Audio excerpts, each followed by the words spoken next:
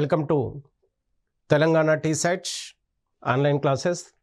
Right, మనం ఈరోజు తెలంగాణ రాష్ట్ర మృత్తికలు అంటే నేలలు, మృత్తికల్ని సాధారణంగా భౌగోళికంగా నేలలు అంటారు, అంటే ఇంగ్లీష్లో soils. The study of the soils is called as a pedology అనే పేరుతో పిలుస్తారు. అంటే నేలల గూర్చి తెలియజేసే శాస్త్రమే పెడాలజీ. నేలల గూర్చి అంటే నేలలకు సంబంధించినటువంటి భౌతిక మరియు రసాయనిక ధర్మాల గూర్చి తెలియజేసే శాస్త్రమే పెడాలజీ. అంటే మృత్తికా శాస్త్రము అనే పేరుతో పిలుస్తూ ఉంటారు. రైట్, తెలంగాణ రాష్ట్రంలోని మృత్తికల్లో మనకు ప్రధానంగా అధ్యయనాన్నే పెడాలజీ అనే పేరుతో పిలుస్తారు. మృత్తికను ఏర్పరిచే కారకాలు మొత్తం 5 రకాలు. అంటే మనకు శిలాశైథిల్యం వలన మృత్తిక ఏర్పడుతుంది. భూమి ఉపరితలంలో ప్రాథమికంగా పర్వతాలు, కొండలు, పీఠభూములు ఉండేవి. ఆ కొండలు, పీఠభూములనే ఈ భూస్వరూపాలు బాహ్య శక్తులైనటువంటి వర్షము, వరదలు, ఉష్ణోగ్రత, పవనాల క్రమక్షయం వలన మనకు నేలలు ఏర్పడతాయి. ఇక్కడ కారకాలు మొత్తం 5 రకాలు. అంటే నేల శిలాశైథిల్యం జరిగి మనకు నేల ఏర్పడడానికి 5 రకాల కారకాలు ప్రధానంగా మనకు కనబడుతూ ఉన్నాయి. ఈ 5 రకాల కారకాల్లో అతి ప్రధానమైన కారకం మాతృశిల అంటే రాక్. మాతృశిల అంటే మనకు ప్రధానంగా భూపరితలంలో ఏర్పడ్డటువంటి శిల. ఆ శిలను మాతృశిల అంటే నేలగా మారేందుకు కారకమైనటువంటి ప్రాథమిక స్వరూపాన్ని శిల అంటారు. మాతృశిల. టోపోగ్రఫీ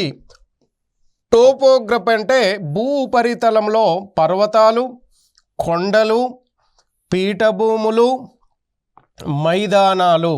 సముద్ర మట్టం నుంచి భూ ఉపరితలంలో పర్వతాలు, కొండలు, పీఠభూములు, మైదానాల 4 భూస్వరూపాలు భూ ఉపరితలంపై ఉంటాయి. ఈ 4 కూడా బాహ్య శక్తులైనటువంటి వర్షము, వరదలు, ఉష్ణోగ్రత, పవనాల చేత శిలాశైథిల్యం చెంది నేలగా ఏర్పడడాన్నే టోపోగ్రఫీ అనే పేరుతో పిలుస్తారు. మూడవది శీతోష్ణ స్థితి అంటే వర్షపాతం మరియు ఉష్ణోగ్రత. ఈ 2 అంశాలు నేల శైథిల్యానికి ప్రాథమిక కారణాలుగా చెప్పవచ్చు. 4వది జీవపరమైన క్రియాశీలత. అంటే ఇక్కడ మానవ కారకాలు, ఇటు జంతు కారకాలు, ఇటు సూక్ష్మజీవుల వంటి కారకాలు కూడా మనకు ప్రధానంగా నేల ఏర్పడడానికి ప్రధాన కారణం. 5వది కాలం. ఏదైనా ఒక శిల ఉందంటే ఆ శిల శైథిల్యం జరగడానికి కొంత సమయం పడుతుంది. ఆ సమయాన్నే కాలము అంటారు. ఇవి 5 రకాలు. రైట్, పీఠభూమి పురాతన తెలంగాణ రాష్ట్రము మనకు ప్రధానంగా దక్కన్ పీఠభూమిలో ఇటు తూర్పు వైపు సగభాగము, ఇటు ఈశాన్య దిశలో కూడా ఉంటుందనే విషయాన్ని చెప్తారు. ఇది తెలంగాణ పీఠభూమి. ఈ పీఠభూమి దక్కన్ పీఠభూమిలో అతి పురాతనమైన స్ఫటిక శిలలు, రూపాంతర శిలలు, స్ఫటిక శిలలతోనూ రూపాంతర శిలలతోనూ అగ్నిశిలలతోనూ ఈ తెలంగాణ పీఠభూమి అంటే దక్కన్ పీఠభూమి ఏర్పడింది. దీని అంతర్భాగంలో వివిధ రకాలైనటువంటి శిలలు మనకు ప్రధానంగా ఉంటాయి. అవి మనకు క్రిస్టల్ రాక్, నీస్, బాస్టల్, గ్రానైట్ వంటి ఎన్నో రకాల శిలలు క్షమక్షయం చెంది శిథిలమై మృత్తికగా ఏర్పడుతుంది. తెలంగాణలోని నేలల్లో రకాలు. రైట్, తెలంగాణ రాష్ట్రంలో మనకు ప్రధానంగా ఉన్నటువంటి నేలల గురించి చూద్దాం. ఒకటో రకమైన నేలలు ఎర్ర నేలలు. తెలంగాణ రాష్ట్రంలో అతి ప్రధానమైన నేలలు. తెలంగాణలో కరీంనగర్లో తప్ప రాష్ట్రంలోని అన్ని జిల్లాల్లో కూడా ఎర్ర నేలలు అత్యధికంగా ఉన్నాయి. మొత్తం ఎర్ర నేలల శాతం తెలంగాణ రాష్ట్రంలో 100% నేలలుంటే అందులో 64% ఎర్ర నేలల కిందనే ఉంటుంది. అంటే తెలంగాణ రాష్ట్రంలో అత్యధిక శాతం ఎర్ర నేలలుగా ఉన్నాయి. ఇది గ్రానైట్ మరియు నీస్ శిలల శైథిల్యం వలన ఏర్పడతాయి. ఎర్ర నేలలు ప్రధానంగా ఏ రాతి శిల మాతృక నుంచి ఏర్పడ్డాయంటే గ్రానైట్ నీస్ శిలల యొక్క శైథిల్యమే. ఈ రెండు రకాలైనటువంటి శిలలు దక్కన్ పీఠభూమి అంతర్భాగంలో అధికంగా ఈ రకమైన శిలలు ఉండడం వలన ఉపరితలంలోని బాహ్య శక్తుల వలన ఇవి శైథిల్యం చెంది ఎర్ర నేలలుగా ఏర్పడ్డాయి. ఈ నేలలకు ఎరుపు రంగు రావడానికి కారణమైన ఖనిజం iron oxide. Iron, ferrous plus oxygen రెండు కలిపి ఫెర్రస్ ఆక్సైడ్ యొక్క రసాయనిక సమ్మేళనమే ఎరుపు రంగు రావడానికి కారణం. ఈ నేలలో ప్రధానంగా నైట్రోజన్, ఫాస్ఫరస్ సేంద్రియ పదార్థాల శాతం తక్కువగా ఉంటుంది. చూడండి, ఇక్కడ ప్రధానంగా నైట్రోజన్, ఫాస్ఫరస్ సేంద్రియ ఎరువు అంటే హ్యూమస్ అంటారు. అంటే మనకు అత్యంత సారవంతమైన నేలని సేంద్రియ నేలలు అనే పేరుతో పిలుస్తారు. ఈ నైట్రోజన్, ఫాస్ఫరస్ సేంద్రియ పదార్థాలు అనేవి ఏదైనా ఒక నేలల్లో ఉంటే ఆ నేలల్లో బాగా పంటలు పండి అత్యధిక సారాన్ని కలిగి ఉంటాయి. ఈ మూడు రకాలైనటువంటి ఖనిజాలు ఎర్ర నేలలో తక్కువ ఉండడం వలన మనకు ఒండ్రు నేలలు, నల్ల నేలలతో పోల్చుకుంటే ఇవి తక్కువ సారాన్ని కలిగి ఉంటాయి. రైట్. ఇవి తెలంగాణలో ఏ జిల్లాల్లో ఉన్నాయంటే ఒక కరీంనగర్ జిల్లా తప్ప దాదాపు అన్ని జిల్లాల్లో అత్యధికంగా ఉన్నాయి. ప్రధానంగా నిజామాబాద్, జగిత్యాల, కామారెడ్డి, మెదక్, సంగారెడ్డి, మేడ్చల్, వికారాబాద్, మహబూబ్ నగర్, నాగర్ కర్నూల్, సోనపర్తి, నాగర్ కర్నూల్, సిద్దిపేట్, జనగాం, పెద్దపల్లి, నల్గొండ, సూర్యాపేట్, ఖమ్మం, ఈ వరంగల్, ఈ జిల్లాలన్నింటిలో కూడా ఎర్ర నేలలు ఉన్నాయి. ఎందుకంటే 64% ఎర్ర నేలలే తెలంగాణలో. ఒక్క కరీంనగర్లో తప్ప అన్ని జిల్లాల్లో ఉన్నాయని ఇప్పుడే చెప్పాం. ఈ ఎర్ర నేలలో మనకు ప్రధానంగా పండే పంటలు, ఏ పంటలు బాగా పండిస్తారంటే పప్పు ధాన్యాలు అంటే కందులు, పెసర్లు, ఉలవలు, శనగలు మరియు మినుములు వంటివి బాగా పండుతాయి. మొక్కజొన్న కూడా ప్రధానంగా ఈ నేలలో పండిస్తారు.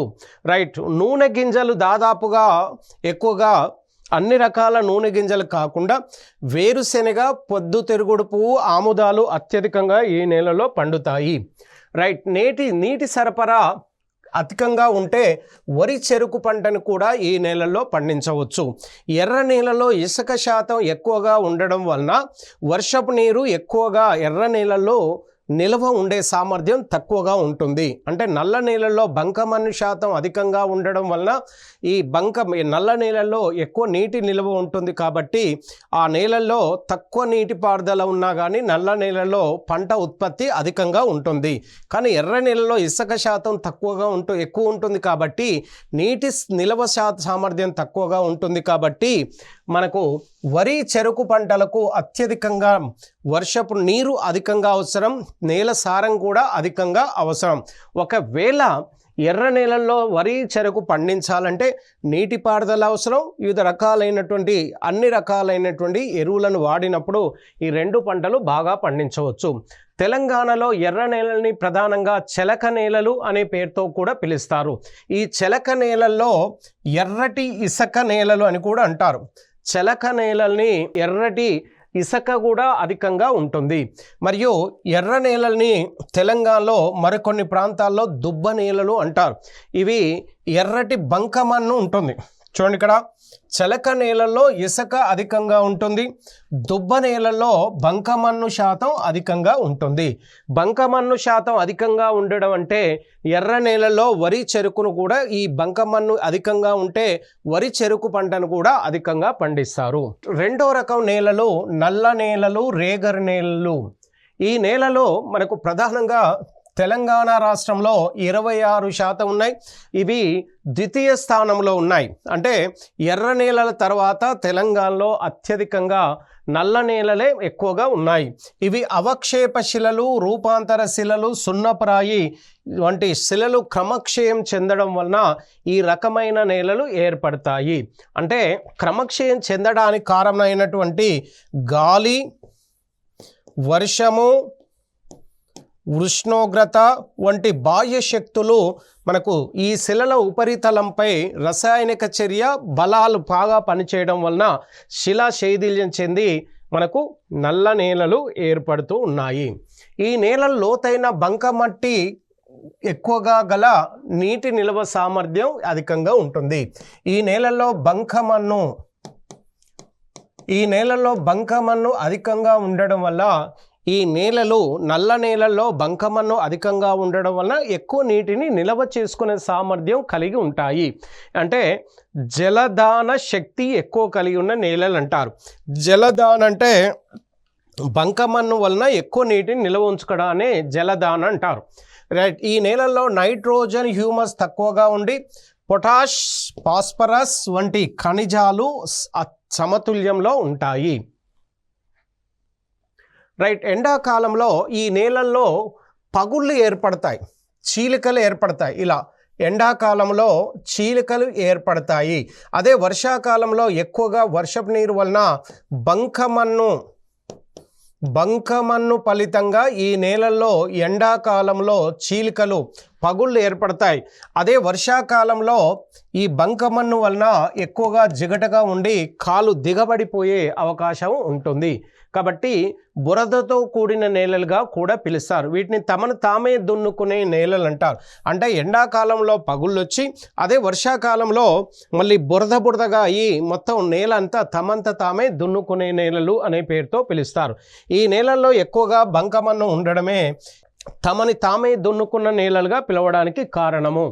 ఇవి ఆదిలాబాద్, కొమరంభీం, ఆసిఫాబాద్, మంచిర్యాల, నిజామాబాద్, జగిత్యాల, ములుగు, భద్రాద్రి, మహబూబ్ నగర్, నాగర్ కర్నూల్, నల్గొండ వంటి జిల్లాల్లో ప్రధానంగా అత్యధికంగా ఉంటాయి. అంటే ఉత్తర తెలంగాణలో అత్యధికంగా ఉంటాయి. అదేవిధంగా దక్షిణ తెలంగాణలో మహబూబ్ నగర్, నల్గొండ జిల్లాలో కూడా ఈ నేలలు ప్రధానంగా ఉంటాయి. ఈ నేలల్లో పత్తి బాగా పండుతుంది కాబట్టి ఈ నేలలో ప్రధానమైనటువంటి పంట పత్తి అంటారు. అదేవిధంగా జొన్నలు, సజ్జలు, కొర్రలు, పసుపు, పొగాకు, మిరప అంటే చిరుధాన్యాలు, సజ్జలు, జొన్నలు, రాగులు, మినుములు, ఊదలు మరియు వీటితో పాటు కొర్రలు, పసుపు, పొగాకు, మిరప ఇలాంటి పంటలు బాగా పండుతాయి.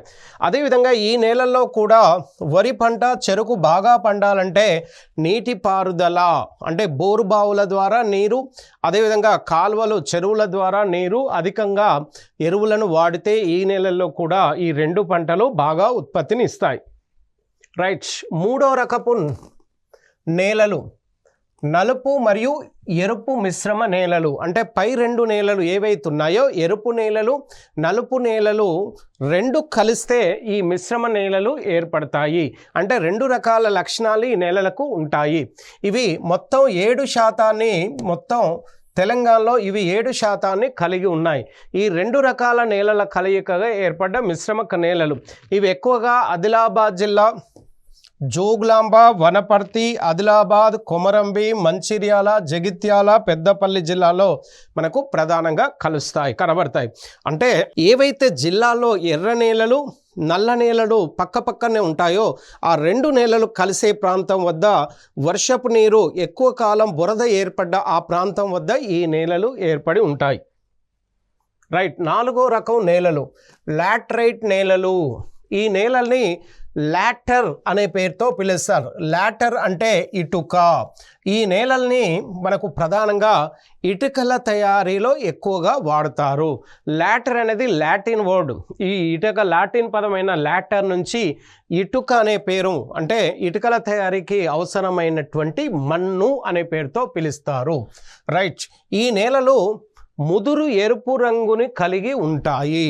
ముదురు ఎరుపు అంటే ముదురు ఎరుపు అంటే నల్ల కలరు, ఎరుపు కలరు రెండు కలిసిన నేలలుగా పిలుస్తారు. ఇవి అధిక ఉష్ణోగ్రత, అధిక వర్షపాతం ఎక్కడైతే ఒకదాన్ని ఒకటి వెంబడిస్తూ వస్తాయో ఆ ప్రాంతంలో ఈ నేలలు సహజంగా ఏర్పడి ఉంటాయి. రైట్. ఈ ప్రాంతంలో ఈ ప్రాంతాల్లో 200 సెంటీమీటర్ల కంటే ఎక్కువ వర్షపాతం నమోదవుతుంది. రైట్, ఇక చూడండి లాటరైట్ నేలలు ఎక్కడ ఏర్పడతాయి? అధిక వర్షపాతం, అధిక ఉష్ణోగ్రత ఉండే ప్రాంతంలో ఈ నేలలు లీచింగ్ పద్ధతిలో ఈ నేలలు ఏర్పడతాయి. అంటే అధిక వర్షపాతం అంటే 200 సెంటీమీటర్ల కంటే ఎక్కువ వర్షపాతం, ఇక్కడ ఉష్ణోగ్రత 35 డిగ్రీల ఉష్ణోగ్రత కలిగి ఉండే ప్రాంతంలో 200 సెంటీమీటర్ల కంటే ఎక్కువ వర్షపాతం నమోదయ్యే ప్రాంతాల్లో ఈ నేలలు విపరీతంగా అత్యంత నలుపు ముదురు రంగు కలిగి ఉంటాయి. ఈ అధిక వర్షపాతం అధిక ఉష్ణోగ్రత వలన ఈ నేలలో లీచింగ్ అనే ఒక పద్ధతి విధానం ద్వారా ఈ నేలలు ఏర్పడతాయి. ఈ నేలల్ని జేగురు నేలలని కూడా పిలుస్తూ ఉంటారు. రైట్, జేగురు రంగును కలిగి ఉంటాయి. వీటి మొత్తం విస్తీర్ణం తెలంగాణలో 2% మాత్రమే ఉన్నాయి. రైట్, మనకు లాటరైట్ నేలలు అంటే జేగురు నేలలు మనకి ఎంత శాతంగా ఉన్నాయంటే ఓన్లీ 2% మాత్రమే ఉంటాయి. ఎర్రరాతి నేలలని కూడా పిలుస్తారు. ఎర్రరాతి నేలలు అని కూడా మనకు ప్రధానంగా లాటరైట్ నేలని పిలుస్తూ ఉన్నారు. రైట్, ఈ నేలలు ఎక్కువగా సంగారెడ్డి జిల్లాలోనే అత్యధిక శాతంలో ఉంటాయి. సంగారెడ్డి జిల్లాలో 2 మండలాలు నారాయణఖేడ్ మరియు జహీరాబాద్ అనే ఈ 2 మండలాలు, మరి కోహీర్ 1 మండలాల్లో కూడా ఈ 3 మండలాల్లో అతి ప్రధానంగా ఈ నేలల శాతం అధికంగా విస్తీర్ణంలో ఉంటాయి. మరియు వికారాబాద్ జిల్లాలో కూడా అక్కడక్కడ మనకు ఈ నేలలు మనకు కనబడుతూ ఉంటాయి. ఈ నేలలు తక్కువ సారాన్ని కలిగి నైట్రోజన్ ఫాస్ఫరస్ కాల్షియం సేంద్రియ పదార్థాలు తక్కువగా ఉంటాయి. తక్కువ శాతాన్ని అన్ని రకాలు విధంగా చెప్పాలంటే నేల సారం అల్పంగా ఉండడానికి ఈ ఖనిజాలు అల్పంగా ఉండడమే కారణము. అలాగే ఐరన్ ఆక్సైడ్, పొటాష్ అత్యధికంగా ఉంటాయి. ఈ నేలల్లో ముదురు ఎరుపు రంగు రావడానికి కారణమైన ఐరన్ ఆక్సైడ్ మరియు పొటాష్ కూడా అత్యధికంగా ఉన్నాయి. ఈ మట్టితో పెంకులు అంటే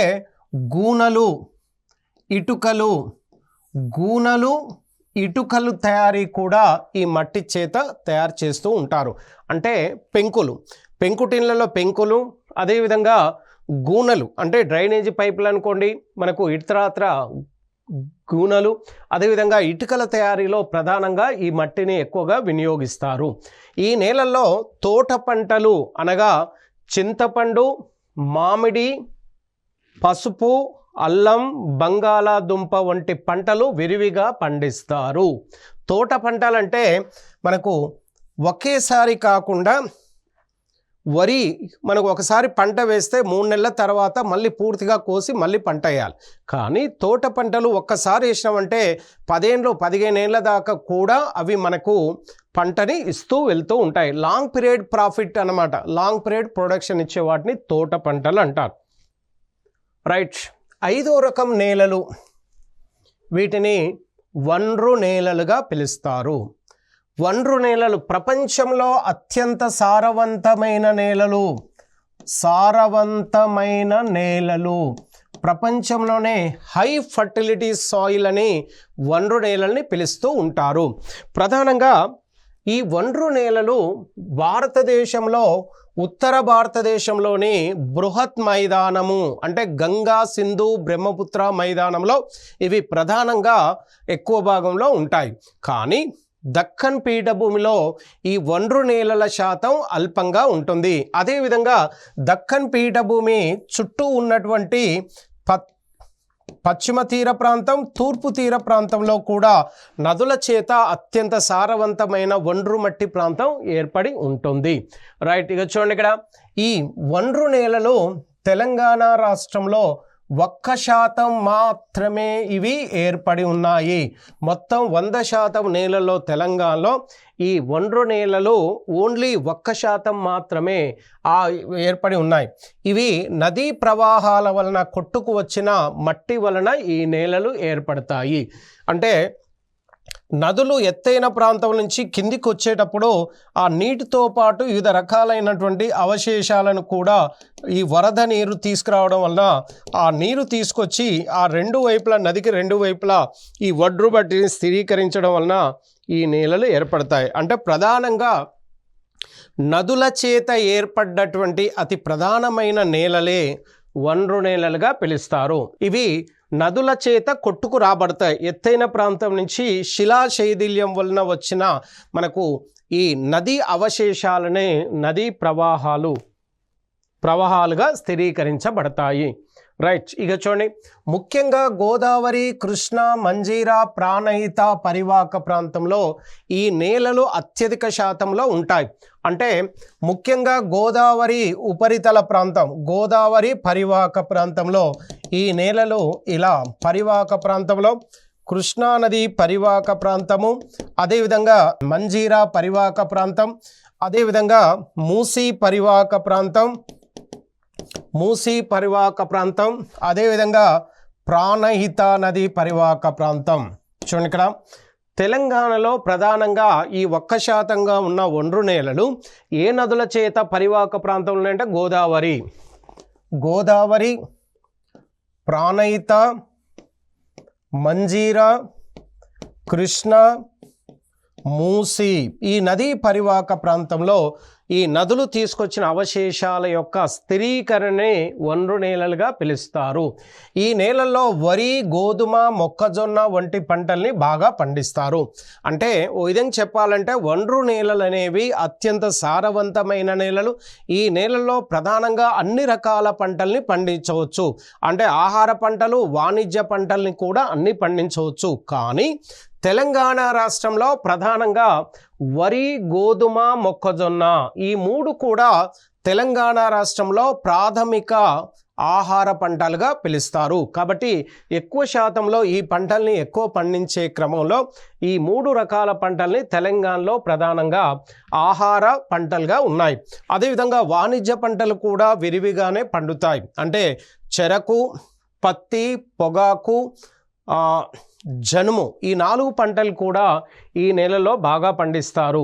కానీ తెలంగాణలో ఈ 4 పంటల్ని తల్పంగా అంటే పత్తి పంటను, వరి, గోధుమ, మొక్కజొన్న, పత్తి, పొగాకును కూడా విరివిగా పండిస్తారు. రైట్, 6వ రకం నేలలు. ఈ నేలలు ప్రధానంగా ఉమ్మడి రంగారెడ్డి జిల్లాలో, ఉమ్మడి రంగారెడ్డి, నిజామాబాద్, మెదక్. ఉమ్మడి రంగారెడ్డి అంటే వికారాబాద్, రంగారెడ్డి, మేడ్చల్, నిజామాబాద్, నాగర్ కర్నూల్, కామారెడ్డి, మెదక్, సంగారెడ్డి, మెదక్, సిద్దిపేట్ ఈ మొత్తం 6, 7, 8 జిల్లాల్లో అత్యధికంగా ఈ రకమైన నేలలు ఇసుక నేలలు అంటారు. ఈ నేలలో ఎక్కువ లావణ్యతను కలిగి ఉండడం సారవంతమైనవి. రైట్, 6వ రకం నేలలు లవణ నేలలు. ఈ నేలల్లో మనకు ప్రధానంగా ఈ 6, 8 జిల్లాలో, కొత్త జిల్లాల్లో అధికంగా ఉంటాయి. లావణీయత,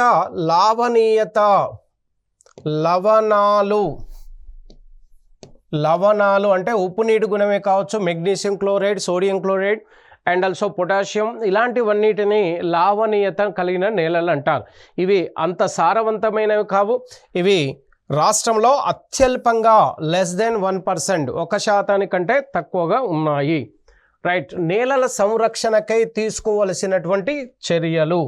రైట్, ఇక చూడండి, ఇక్కడ ప్రధానంగా భారతదేశంలో ఇటు తెలంగాణలో బాహ్య శక్తులైనటువంటి వర్షము, వరదలు, శీతోష్ణ స్థితి ప్రవణాల చేత ఉపరితల ప్రాంతం శిలా శైథిల్యం జరిగి నేలలు ఏర్పడతాయి. అలా ఏర్పడ్డ నేలలు వివిధ రకాలైనటువంటి బాహ్య శక్తుల వలన వరద చేత ఒక ప్రాంతం నుంచి మరొక ప్రాంతానికి నేల సారం కొట్టుకుపోతూ ఉంటుంది. అలా కొట్టుకుపోవడం వలన అత్యంత సారవంతమైన నేల ఒక ప్రాంతం నుంచి మరొక ప్రాంతానికి, ఒక ప్రాంతం నుంచి సముద్రంలోకి, నదుల్లోకి వెళ్తుంది.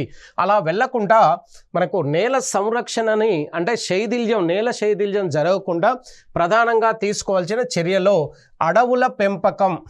అంటే అడవులని బాగా పెంచాలి, అడవులను నరికే ఆలోచన కాకుండా పెంచే విధంగా ఉండాలి. పశువుల మేతను అరికట్టడం. నేల సారం కోత గురయ్యే ప్రాంతాల్లో పశువుల మేత అంటే పశువులను మేత మేసేందుకు మనకు అనుమతి ఇవ్వకపోవడం, అంటే ఆనకట్టలు అరికట్టడం, అదేవిధంగా డ్యాముల నిర్మాణము తగ్గించాలి, అదేవిధంగా వ్యవసాయ పద్ధతిలో మార్పులు జరగాలి. అన్నీ ఒకే రకమైనటువంటి పంటలు కాకుండా వివిధ రకాల మిశ్రమ పంటల్ని కూడా పూర్తిగా ఈ నేలల్లో ఉపయోగించాలి. ఇది పూర్తిగా నేలలకు సంబంధించినటువంటి పూర్తి అంశాలు. రైట్, మనకు ఇది పూర్తి స్థాయిలో తెలంగాణ రాష్ట్రంలోని నేలలు, సాయిల్స్. అంటే నేలలనేవి భారతదేశంలో అతి ప్రధానమైనటువంటి సహజ వనరు. ఈ సహజ వనరు అత్యంత శక్తివంతమైన సహజ వనరుగా ఈ నేలల్ని పిలుస్తారు. కారణం ఏంటంటే ఈ నేల అనేది శైథిల్యం చెంది నేలగా ఏర్పడ్డప్పుడు ఆ నేలల్లో వివిధ రకాల అంటే అత్యంత సారవంతమైన ఖనిజాల వలన వివిధ రకాలైనటువంటి పంటలు పండడం వలన మానవునికి ఆహార భద్రత, మానవునికి కావలసిన ఆహారము అందుతుంది. ఫలితంగా మానవ జీవితం నేలలపైనే, నేలల సంస్కృతిపైనే ఆధారపడి ఉంటుందనేది ఈ నేలలు మనకు సూచిస్తూ ఉన్నాయి. నేలల యొక్క స్వభావాన్ని మరియు లక్షణాలను బట్టి మానవ సంచారము, మానవ నివాసాలు కూడా ఏర్పడి ఉంటాయి. కాబట్టి తెలంగాణ రాష్ట్రంలో ఉన్నటువంటి ఈ రకమైనటువంటి నేలలు పూర్తి స్థాయిలో ఆహార ఉత్పత్తికి, ప్రధానంగా ఆహార పంటలు, వాణిజ్య పంటలకు పూర్తి స్థాయిలో మనకు అనుకూలమైన నేలలుగా తెలంగాణలో పిలవచ్చు. ప్రస్తుతం వరి పంట అత్యధికంగా దేశంలోనే తెలంగాణ రాష్ట్రం వరి ఉత్పత్తిలో మొదటి స్థానం ఉండడానికి గల కారణాలు తీసుకుంటే మనకు భారతదేశంలో 1% ఉన్న ఒండ్రు నేలలు, ఎర్ర నేలలు మనకు ప్రధానంగా ఈ వరి పంట బాగా పండడానికి కాళేశ్వరం ఎత్తిపోతల ప్రాజెక్టు కూడా మనకి దేశంలో తెలంగాణ వరి ఉత్పత్తిలో మొదటి స్థానం ఉండడానికి ప్రధాన కారణంగా పిలుస్తూ ఉన్నారు. Right, all the best.